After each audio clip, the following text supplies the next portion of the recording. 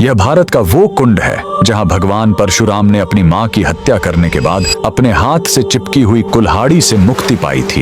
यह कहानी है महान ऋषि जमदग्नि और उनकी पत्नी पतिव्रता रेणुका की। कहते हैं रेणुका हर दिन नदी से कच्चे घड़े में पानी लाती थी और उनके सतीत्व के बल से वह घड़ा टूटता नहीं था। उनके 5 पुत्र थे जिनमें सबसे छोटे थे विष्णु अवतार परशुराम। एक दिन रेणुका ने नदी में कुछ गंधर्वों स्वर्ग के संगीतकार को जल क्रीड़ा करते देखा। उन्हें देखकर एक पल के लिए उनका मन मोह में पड़ गया और उसी क्षण उनके सतीत्व का बल टूटा और कच्चा घड़ा टूट गया। जब वो आश्रम लौटी तो ऋषि जमदग्नि ने अपने योग बल से जान लिया कि उनका मन भटक गया था। वो इतने क्रोधित हुए कि उन्होंने अपने पुत्रों को आज्ञा दी, अपनी मां का वध कर दो। जब चारों बड़े भाइयों ने मना कर दिया तो क्रोधित पिता ने उन्हें तुरंत पत्थर बन जाने का श्राप दे दिया। इसके बाद परशुराम ने पिता की आज्ञा को अपना धर्म समझा।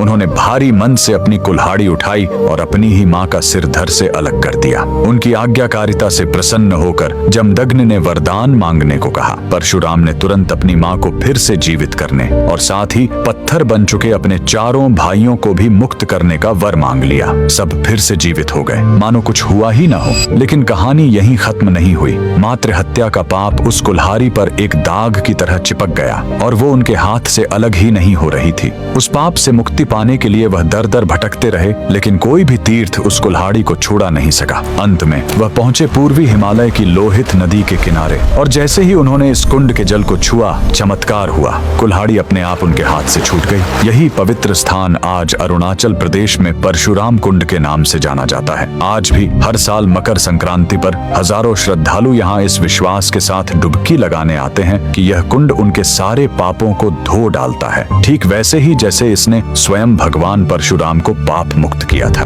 भगवान परशुराम को दिल से मानने वाले सभी भक्त कमेंट्स में जय परशुराम जरूर लिखें। यहाँ से भगवान विष्णु जी की कहानी स्टार्ट होती है। ये कोई साधारण निशान नहीं, ये भगवान विष्णु के असली पद चिन्ह है। लेकिन ये यहाँ किसी पूजा के लिए नहीं, बल्कि एक महाशक्तिशाली असुर की छाती को हमेशा के लिए दबाए रखने के लिए है। यह कहानी है असुर गयासुर की। लेकिन रुकिए, वह कोई पापी या दुष्ट राक्षस नहीं, बल्कि भगवान विष्णु का इतना बड़ा भक्त था कि उसने कठोर तपस्या करके भगवान ब्रह्मा से वरदान पा लिया। वरदान था, जो भी मुझे देख लेगा या छू लेगा उसे सीधे मोक्ष मिल जाएगा। यह वरदान इतना शक्तिशाली था कि हर पापी भी सीधे मोक्ष पाने लगा। स्वर्ग नर्क खाली हो गए और यमराज का काम ही बंद हो गया। जब प्रकृति का संतुलन बिगड़ा तो देवताओं ने एक दिव्य छल किया। उन्होंने गयासुर से उसकी पवित्र देह पर यज्ञ करने की अनुमति मांगी। जैसे ही गयासुर लेटा, वह हिलने लगा। तब ब्रह्मा जी ने मृत्यु के देवता यमराज को आदेश दिया कि वो अपने लोक से एक विशाल धर्मशिला लेकर आएं और गयासुर की देह पर रख दें। लेकिन गयासुर फिर भी हिलता रहा।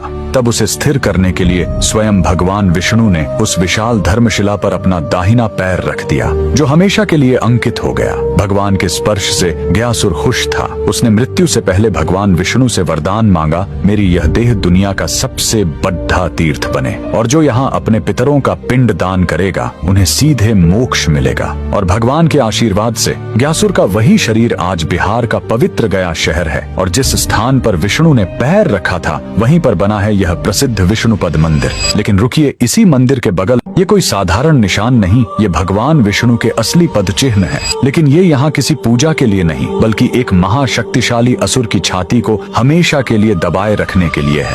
यह कहानी है असुर गयासुर की। लेकिन रुकिए, वह कोई पापी या दुष्ट राक्षस नहीं, बल्कि भगवान विष्णु का इतना बड़ा भक्त था कि उसने कठोर तपस्या करके भगवान ब्रह्मा से वरदान पा लिया। वरदान था, जो भी मुझे देख लेगा या छू लेगा उसे सीधे मोक्ष मिल जाएगा। यह वरदान इतना शक्तिशाली था कि हर पापी भी सीधे मोक्ष पाने लगा। स्वर्ग नर्क खाली हो गए और यमराज का काम ही बंद हो गया। जब प्रकृति का संतुलन बिगड़ा तो देवताओं ने एक दिव्य छल किया। उन्होंने गयासुर से उसकी पवित्र देह पर यज्ञ करने की अनुमति मांगी। जैसे ऐसी और कहानी देखने के लिए सब्सक्राइब कर लो